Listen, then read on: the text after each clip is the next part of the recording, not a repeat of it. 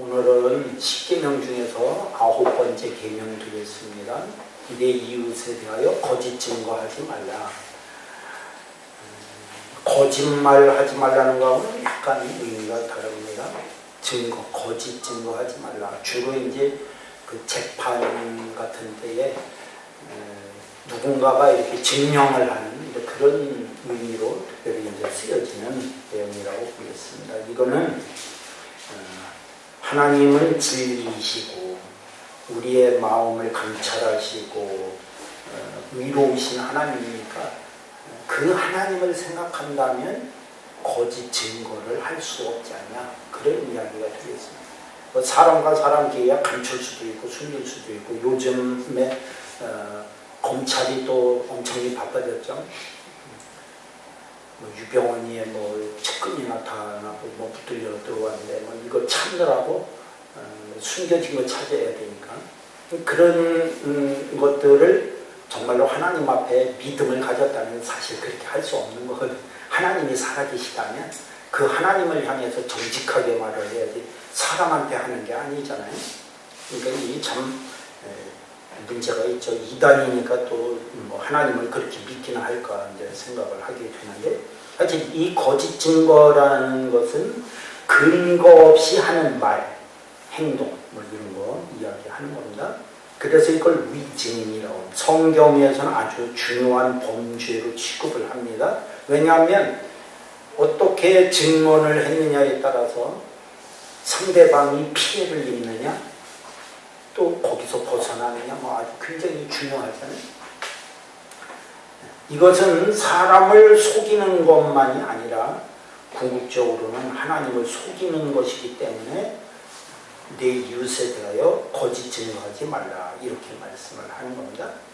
거짓 증거의 실례들을 성경을 통해서 우리가 말씀을 보면 이런 것이구나 하는 것을 더 확실하게 우리가 깨달을 수 있으리라고 생각합니다. 신명기 19장, 거짓 증거에 대해서 성경은 일단 어떻게 말씀을 하는지 한번 찾아보겠습니다. 신명기입니다. 19장.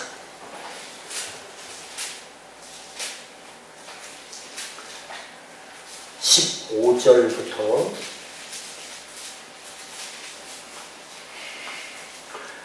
신명기 19장 15절부터 19절까지 같이 말씀 읽겠습니다. 사람의 모든 악에 관하여 또한 모든 죄에 관하여는 한 증인으로만 정할 것이 아니요 두 증인의 입으로나 또는 세 증인의 입으로 그 사건을 확정할 것이며, 만일 위증하는 자가 있어 어떤 사람이 악을 행하였다고 말하면 그 논쟁하는 쌍방이 같이 하나님 앞에 나아가 그 당시의 제사장과 재판장 앞에 설 것이요, 재판장은 자세히 조사하여 그 증인이 거짓 증거하여 그 형제를 거짓으로 모함한 것이 판명되면 그가 그의 형제에게 행하려고 꾀한 그대로 그에게 행하여 너희 회중에서 악을 제하라. 이게 몇천 년 전에 성경에 기록되어 있는 법이잖아요, 사실. 근데 지금 현대법 엄청 발달했다고 하고 하는 이 현대법하고 비교해도 전혀 손색이 없는 그런 법입니다. 15절에 한 증인으로만 하면 안 된다는 거예요. 일단 두 증인으로 해야, 또는 세 증인의 입으로 말을 하면 그렇구나 이렇게 해야지, 한 사람만 갖고서는 못 믿는다. 굉장히 중요하잖아요. 그러니까 한 사람을 놓고서 막 판단하고 이렇게 하지 않도록 균형을 유지하고 어떻게 할 것인지를 잘 조심스럽게 생각을 해야 된다. 근데 만약에 이런 사람들이 18절에 증인은 증인인데 또 짜고 올 수도 있잖아요. 그래서 거짓 증거를 한다면, 이것이 판명이 되었다면 그 거짓 증거를 한 그대로 그들에게 갚아주라. 왜? 자기 입으로 말을 했으니까 말한 그대로를 그들에게 갚아주라. 그래서 20절에 보면 다른 사람들이 듣고 두려워하여 다시는 그런 악을 너희 중에서 행하지 아니할 것이다. 그래서 이 위증죄는 굉장히 중요한 하나님 앞에 범죄로 이렇게 말씀을 하고 있습니다. 그러면 실제로 어떻게 이루어지는지를 한번 보겠습니다. 열왕기상 21장입니다. 열왕기상 21장 10절 554쪽 왕상 21장 10절부터 13절까지인데 이것은 이제 그 21장 1절부터 이렇게 쭉 봐야 됩니다. 이때 당시에 북쪽 이스라엘의 왕이 아합이었는데 이 아합 왕이 아마 지나다니다가 봤는지 하여튼 왕궁 곁에 있는 나봇의 포도원에 눈독을 들이기 시작을 한다. 그게 그렇게 좋아 보였는가 봐. 그것을 자기 것으로 만들려고. 그런데 이제 2절에 보면 돈을 주겠다고 합니다. 이때까지는 그래도 정당하잖아요. 근데 이제 나봇은 이것은 내 조상적부터 하나님께서 주셔갖고 이렇게 쭉 내려온 건데 이걸 나는 팔 수가 없습니다. 그러면 그냥 포기를 해야 되는데 5절에 보면 밥을 안 먹어요. 4절 끝에 보면 침상에 누워 얼굴을 돌리고 밥을 안 먹습니다. 그러니까 이세벨이 왜 식사 안 하십니까? 나봇한테 포도원을 팔아라 그렇게 했는데도 안 판다. 그러니까 이세벨이 걱정하지 마세요. 7절에 보면 그거 마음을 즐겁게 하세요. 제가 왕께 드리도록 하겠습니다. 이래 놓고서는 이제 그 8절에 보면 아합의 이름으로 편지를 씁니다. 인을 칩니다. 도장을 찍고 봉해서 아무도 못 보게 이제 당연히 하는 거죠. 그리고 성읍에서 나봇과 함께 사는 장로와 귀족들에게 편지를 보냅니다.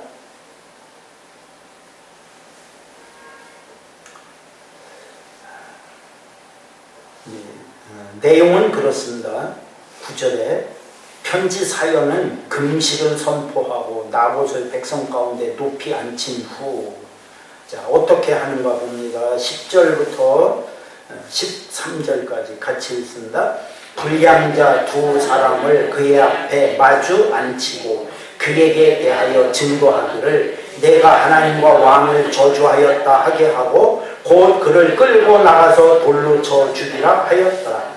그의 성읍 사람 곧 그의 성읍에 사는 장로와 귀족들이 이세벨의 지시 곧 그가 자기들에게 보낸 편지에 쓴 대로 하여 금식을 선포하고 나봇을 백성 가운데 높이 앉히니 때에 불량자 두 사람이 들어와 그의 앞에 앉고 백성 앞에서 나봇에게 대하여 증언을 하여 이르기를 나봇이 하나님과 왕을 저주하였다 하며 무리가 그를 성읍 밖으로 끌고 나가서 돌로 쳐 죽이고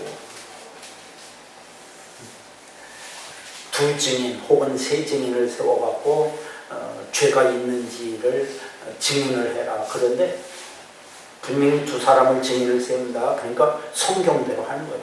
그러니까 옛날 모세 시대부터 내려왔던 법대로 지금 하고 있는 겁니다. 그런데 뒤에서 이세벨이 편지를 보내갖고 왕의 이름으로 보내죠. 그러고서는 불량자 10절에 보면 이 불량자 둘을 보내갖고 뭐 이런 사람들은 돈을 주든지 뭐 아니면 뭔가 혜택을 조금만 줘도 당연히 거짓말할 하나님을 두려워하지 않는 이런 사람. 그러니까 하나님과 왕을 저주하였다. 근데 웃기는 거는 말이에요. 참 얼마나 이게 웃기는지 12절에 보면 뭐를 해요? 금식을 하잖아. 금식. 참 이게 얼마나 웃기는 거예요. 불량자를 세워갖고 거짓 증거를 하게 만드는 것도 문제인데 하나님 앞에 그럴듯하게 하는 거예요. 금식까지 하죠. 무슨 큰 문제가 생긴 것처럼 뒷구멍에서는 아주 그냥 나쁜 짓을 꾸며놓고서는 겉으로는 대단하게 뭐 하나님을 뭐 욕했다, 뭐 저주했다 이렇게 놓고서는 금식을 선포하는, 참 기가 막힐 얘기잖아요. 그러니까 우리가 겉모습으로 봐갖고서는 모르는 거예요. 정말로 이게 하나님한테 하는 건지 알 수가 없어요. 이 하나님만 아시겠죠, 당연히. 그래서 결국은 이제 나봇을 죽이잖아요. 그리고서는 포도원을 뺐습니다. 근데 이것 때문에 이제 아주 엄청난 일이 하나님으로부터 엘리야에게 17절 이하로부터 쭉 보면 엄청난 일이 보여요. 거기 하여튼 결론적으로 하나만 볼까요? 19절에 같이 읽습니다. 너는 그에게 말하여 이르기를 여호와의 말씀이 내가 죽이고 또 빼앗았느냐고 하셨다 하고, 또 그에게 이르기를 여호와의 말씀이 개들이 나봇의 피를 핥은 곳에서 개들이 내 피 곧 내 몸의 피도 핥으리라 하였다 하라. 23절에 보면 피를 핥는 정도가 아니에요. 이세벨에 대하여도 예언을 하죠. 여호와께서 말씀을 하십니다. 개들이 이스라엘 성읍 곁에서 이세벨을 먹을 것이다. 피를 핥는 정도가 아니니까 아예 그냥 24절에도 나온다. 개들이 먹고 그 다음에 공중에 새가 먹고 이런 엄청난 심판이 기다리고 있는 거예요. 선한 사람을 이렇게 악하게 만들어가고 죽인, 그것도 금식까지 선포해 가면서 엄청나게 하나님 앞에 뭔 일을 한 것처럼 이렇게 꾸며서 되어진 결과가 이렇게 됩니다.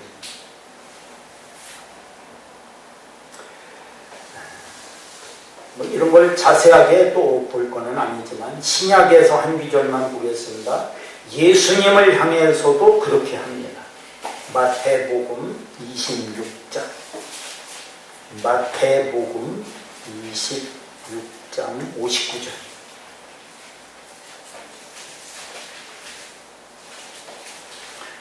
마태복음 26장 59절부터 이미 이때는 이제 예수님이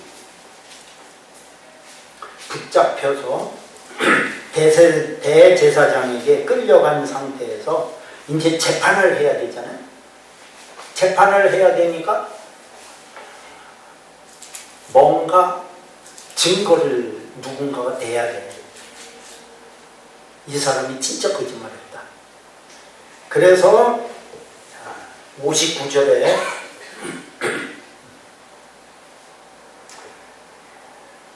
(62절까지) 같이 읽습니다.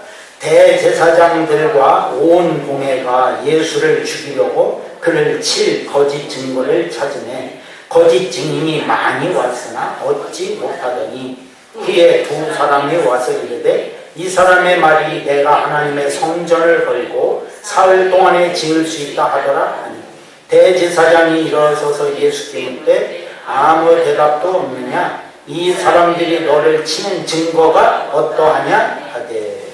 이거는 이제 실제로 요한복음 말씀을 보면 실제로 예수님께서 성전을 걸으면 내가 사흘 안에 지을 수 있다 하신 말씀은 실제로 했습니다. 그거는 이제 당신 자신을 일컬어서 말씀하는 것이고, 사흘이라는 것은 이제 죽고 무덤에 묻혀 있다가 부활하실 것을 말씀하는 그런 내용입니다. 근데 그것이 중요한 게 아니고 59절에 대제사장들과 온 공회가 예수를 죽이려고 거짓 증거를 거짓 증거를 처음부터, 이거는 사실 죽일 만한 죄가 있는 게 아니었습니다. 그들이 빌라도 앞에 와서도 그러잖아요. 빌라도도 그렇게 했고 예수님을 죽일 만한 것이 있었던 것이 아닙니다. 어떻게 해서라도 거짓 증거로 예수님을 올가매서라도 죽이려고 하는. 그래가지고 60절에 보면 거짓 증인들이 많이 왔잖아요. 아마 돈 준다고 했는지 모르겠어요. 너희들이 증언만 잘하면 돈 주겠다 이렇게 했는지 모르겠어요. 소문이 나니까 많은 사람들이 왔지만 사람들의 그 거짓 증언은 예수님을 어떻게 올가맬 수 있는 것이 못 돼요. 예수님도 이렇게 죽일 증거를 거짓 증거에서 찾았다는 말씀이 기록이 되어 있는 것을 볼 수가 있습니다. 그러면 우리가 이제 거짓 증거 하지 말라 하는 것이 우리들에게 구체적으로 와 닿거나 그렇잖아요. 우리가 그렇게 거짓말을 해서 누구를 모함하거나 힘들게 하거나 이렇게 할 일이 있을 것도 아니고, 중요한 거는 우리가 영적인 의미에서 이걸 볼 때 거짓 증언을 하게 하는 근거가 누구냐는 거예요. 우리는 그 핵심을 찾는 게 지금 중요한 겁니다. 이 거짓 증언을 하게 하는 근원은 어디일까? 한번 보겠습니다. 요한복음 8장. 요한복음 8장. 이미 예수님은 그런 것들로 인해서 당신이 십자가에 못 박혀 죽을 것을 알고 계셨어요. 자, 그래서 요한복음 8장에 보면 42절입니다. 근원을 분명히 밝히고 있습니다. 근원. 거짓 증거를 하게 하는 근원이 어디인지. 요한복음 8장 42절부터 44절까지. 42절부터 44절 같이 읽습니다. 예수께서 이르시되 하나님이 너희 아버지였으면 너희가 나를 사랑하였으니 이는 내가 하나님께로부터 나와서 왔습니다. 나는 스스로 온 것이 아니요 아버지께서 나를 보내신 것이니라. 어찌하여 내 말을 깨닫지 못하느냐? 이는 내 말을 들을 줄 알지 못하느니라. 너희는 너희 아비 마귀에게서 났으니 너희 아비의 욕심대로 너희도 행하고자 하느니라. 그는 처음부터 살인한 자요 진리가 그 속에 없으므로 진리에 서지 못하고 거짓을 말할 때마다 제 것으로 말하니 이는 그가 거짓말쟁이요 거짓의 아비가 되었습니다. 예수님은 이 거짓 증거를 하게 하는 그 근원이 마귀로부터 온다는 것을 분명하고 확실하게 말씀을 하고 있습니다. 그러니까 단순히 이 죄는 사람 안에서 일어나고 있는 죄가 아니라는 거예요. 거짓의 아비, 마귀. 분명하고 정확하게 말씀을 하고 계시잖아요. 그러니까 제가 볼 때 여러분들은 거짓 증거에 당하기가 쉬운 사람들이라고 보면, 근데 잘 생각을 하고 판단을 잘 할 줄 알아요. 이 마귀가 나를 쓰러뜨리고 넘어뜨리기 위해서 이렇게 하는구나. 그래서 우리는 믿음으로 그런 것들을 강하고 담대하게 이길 줄 알고 승리할 수 있도록 힘, 말씀, 그 존재를 우리가 분명하게 마귀가 역사를 하고 있는 근본적으로 보세요. 열왕기상 22장이 있습니다. 열왕기상 22장. 열왕기상 22장 22절. 열왕기상 22장 22절. 이거는 이제 남쪽 유다의 왕은 여호사밧이고 북쪽 이스라엘의 왕은 아합입니다. 근데 둘이 마음이 하나가 돼갖고 전쟁을 하러 나갔습니다. 22장 1절에 보면 아람과의 전쟁을 하게 됩니다. 근데 이제 그 길르앗 라못이라는 곳에 이제 둘이 이렇게 마음이 맞았어요. 그래서 같이 치러 전쟁을 하기로 하고 만났는데 여호사밧이 얘기를 합니다. 5절에 보면 22장 5절에 보면 이스라엘 왕에게 이르되 청하건대 먼저 여호와의 말씀이 어떠하신지 물어보소서. 그래도 여호사밧은 물론 그 아합과 사돈지간을 맺은 것이 아주 심각한 문제가 됩니다. 그렇지만 비교적 그래도 하나님을 잘 찾고 하나님께 대한 믿음을 그래도 가지고 있었던 사람입니다. 그래서 전쟁하기 전에 먼저 여호와의 말씀이 어떠하신지 물어보십시다. 5절에. 그렇게 하니까 6절에 한 400명 정도 되는 선지자를 모읍니다. 선지자가 엄청 많았어요. 400명 정도씩이나 됐으니까. 그러면서 이제 6절에 얘기하죠. 내가 길르앗 라못에 가서 싸우랴 말랴. 그러니까 그들이 얘기하죠. 올라가소서 주께서 그 성읍을 왕의 손에 넘기시리이다. 여호사밧이 한결같이 한 400명 되는 사람이 어떻게 한결같이 똑같이 얘기를 해. 그러니까 여호사밧이 고개를 깨우뚱깨우뚱 한 거예요. 이렇게 한결같이 똑같이 얘기한 게 오히려 이상한 거예요. 그래서 보세요. 7절에 또 누구 있습니까? 한마디로 그거죠. 우리가 물을 만한 여호와의 선지자가 여기 있지 않냐니까. 아마 소문을 들었는지도 몰라요. 또 한 사람 미가야. 8절에 미가야라는 선지자가 있는데 여호사밧이 아마 그 사람 얘기를 소문으로 들었던 것 같아. 그죠? 그러니까 또 있지 않습니까? 하면서 이렇게 또 묻기도 해. 그러니까 8절에 보면 재밌습니다. 미가야 한 사람이 있긴 있는데요. 여호와께 물을 수는 있으나 8절에 보기 중요한 부분에 그는 내게 대하여 길한 일은 예언하지 아니하고 흉한 일만 예언하기로 내가 그를 미워하나이다. 여호사밧이 왕은 그런 말씀하지 마십시오. 그래도 물어봅시다. 그러니까 또 이스라엘 왕 아합이 이물라의 아들 미가야를 속히 오게 하라. 옵니다. 재밌죠? 근데 11절에 보면 예언을 하고 있습니다. 한 400명쯤 되는 사람들이. 그 중에서 시드기야라는 사람이 철로 뿔들을 만들어 가지고 와서 왕이 이것들로 아람 사람을 찔러 진멸하리라 이렇게 했다. 그리고 12절에 모든 선지자도 그와 같이 예언을 합니다.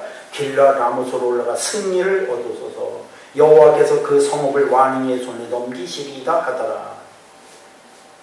그러니까 이게 그 미가야를 부르러 간 사신이 미가야를 만나가고 선지자들이 이렇게 해서 전쟁에 싸우러 가면은 이길 테니까 당신도 그렇게 말하십시오. 또 그렇게 얘기를 해요. 그러니까 14절에 알았습니다. 내가 알아서 하여튼 말을 하겠습니다. 해놓고는 15절에 가면 똑같이 그렇게 예언을 합니다. 올라가십시오. 승리를 얻을 겁니다. 여호와께서 성읍을 왕의 손에 넘기실 겁니다. 15절에. 거짓을 일단 얘기하죠. 그러니까 16절에 이게 또 정상이 아닌 거예요. 아합 왕이 아까 얘기하잖아요. 여호사밧한테 나한테 예언할 때는 항상 악한 것만 예언하고 뭐 잘못될 거라는 것만 예언하는데 이렇게 좋은 얘기를 할 리가 만무하다는 거예요. 그러니까 내가 얼마나 너를 여기 그렇게 나오죠. 16절에 얼마나 내가 네게 맹세를 하게 하여야 내가 여호와의 이름으로 진실한 것만 말하겠느냐. 그러니까 이제 그때부터 17절에 미가야가 이제 제대로 된 하나님의 뜻을 얘기를 쭉 해줍니다. 그러니까 또 재미있잖아요. 18절에 여호사밧한테 얘기하죠. 저 사람이 내게 대하여 길한 것은 예언하지 않고 흉한 것만 예언하겠다고 내가 당신한테 말하지 않았으니까 이제 사실이라는 게 이렇게 제대로 이렇게 왔다는 거예요. 그러니까 이제 그 19절부터 잘 보세요. 왕은 여호와의 말씀을 들으소서. 내가 보니 여호와께서 그의 보좌에 앉으셨고 하늘의 만군이 그의 좌우편에 모시고 서 있는데 하나님이 말씀합니다. 누가 아합을 끄어 그를 길르앗 라못에 올라가서 죽게 할꼬. 그러니까 하나님의 계획은 아합 왕이 길앗 라못에 가서 아람 군대하고 싸우면 그 싸움 중에 죽을 거라는 걸 알고 계신 거예요. 근데 이걸 누가 꾀어서 가게 하겠냐. 그러니까 나는 이렇게 하겠다고 또 하나는 저렇게 하겠다고 했는데 21절, 22절, 23절 같이 읽습니다. 한 영이 나와 여호와 앞에 서서 말하되 내가 그를 꾀겠나이다. 여호와께서 그에게 이르시되 어떻게 하겠느냐 이르되 내가 나가서 거짓말하는 영이 되어 그의 모든 선지자들의 입에 있겠나이다. 여호와께서 이르시되 너는 꾀겠고 또 이루리라. 나가서 그리하라 하셨은즉 이제 여호와께서 거짓말하는 영을 왕의 이 모든 선지자의 입에 넣으셨고 또 여호와께서 왕에 대하여 화를 말씀하셨나이다. 그러니까 진짜 뭐 여기 그 말이 23절에 여호와께서 거짓말하는 영을 보내갖고 그렇게 하셨다 이렇게 표현은 되어 있지만 이게 우리가 이제 조심해야 돼. 구약은 욥기를 봐도 그렇고 그러니까 이제 사람으로 말하면 하나님은 이제 무슨 황제처럼 이렇게 앉아 있고 주변에 신하들이 이렇게 쭉 서 있잖아요. 거기에 사탄도 있고 지금 여기는 또 거짓말하는 영도 있고 막 그렇잖아요. 구약은 이게 완전히 아직 구분이 명확하게 안 되던 그런 상황에서 말씀을 기록을 하고 그러니까 예수 그리스도가 이 땅에 오시면서 이게 완전히 갈라진 거예요. 왜냐하면 제 지금 기억이 요한일서 3장에 8절인가요? 예수 그리스도께서 이 땅에 오신 것은 마귀를 멸하려 하십니다.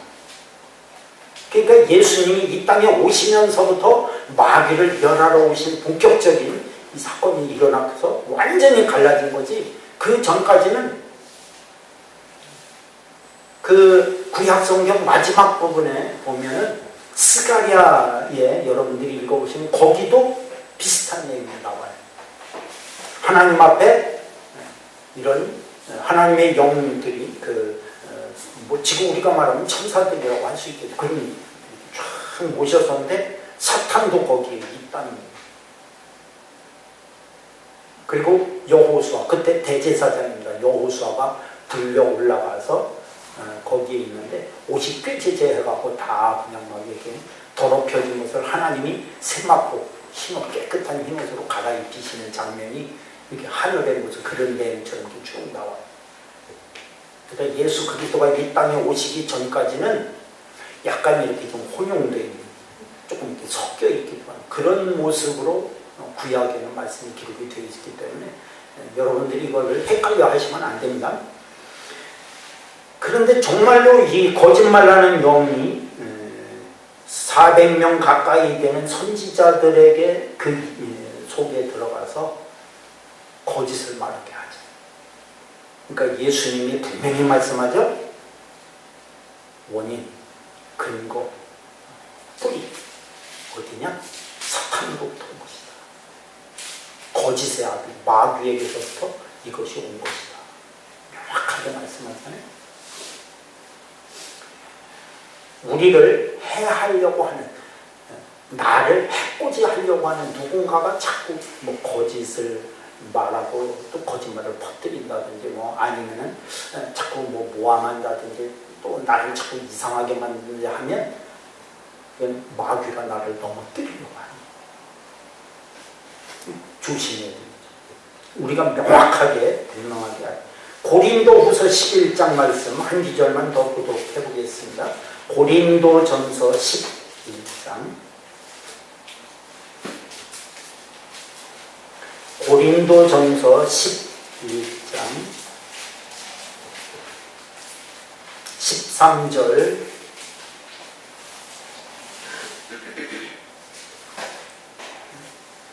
아니 내가 잘못 말했어. 후서 고린도후서 전서가 아니고 고린도후서 11장 13절부터 15절입니다.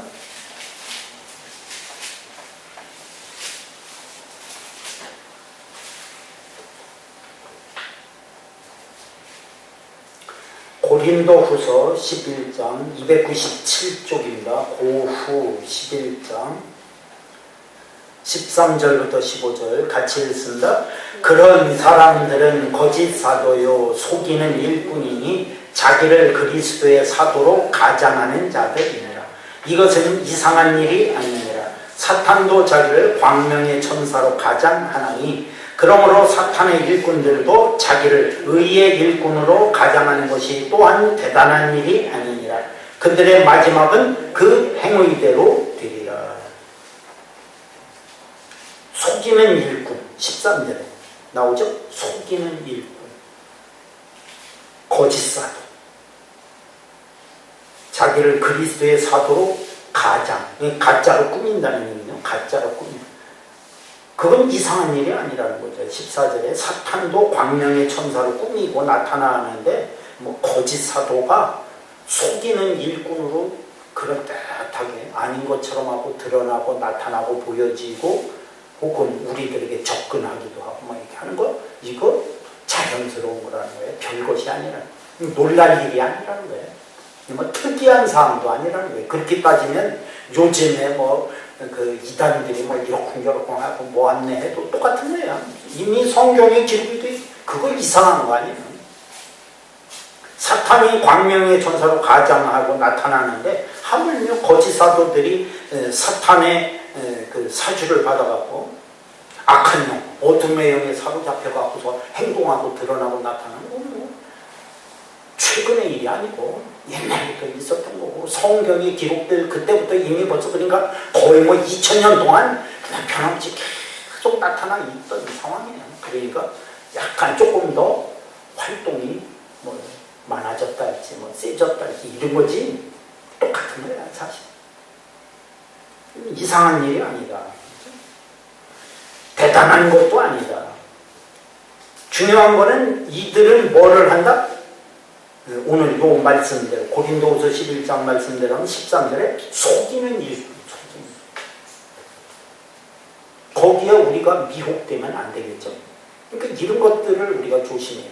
단순히 10계명 중에 9번째 계명이 거짓 증거하지 말라. 이런 것에 의해서 뭐 어떻게 할까? 아니 뭐 나는 거짓 증거 안 하니까 괜찮겠지. 그게 아니에요. 마귀에게 사로잡히면 할 수도 있고. 더 중요한 건 뭐죠? 우리 자신.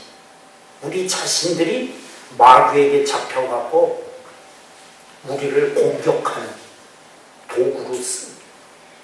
그러면 우리는 힘들어하죠. 참 힘들어하잖아요. 그걸 이상하게 생각하죠. 마귀가 내 믿음을 더욱 시기해가고 쓰러뜨리려고 하는 거예요. 강해지고 담대하게 악한 마귀 권세를 대적을 할 줄 알아요. 거기에 넘어가면 안 돼. 힘들어하면 안 돼. 분명하게 말씀하잖아요. 그러니까 이 거짓 증언을 하는 것은 특히 그 입에다가 악한 어둠의 영 담아주는. 아까 열왕기상 봤잖아요. 그렇게 하면 말을 하게.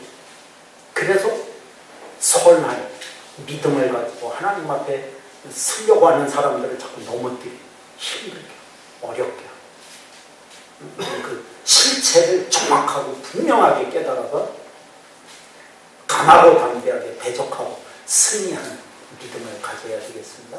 기도합니다.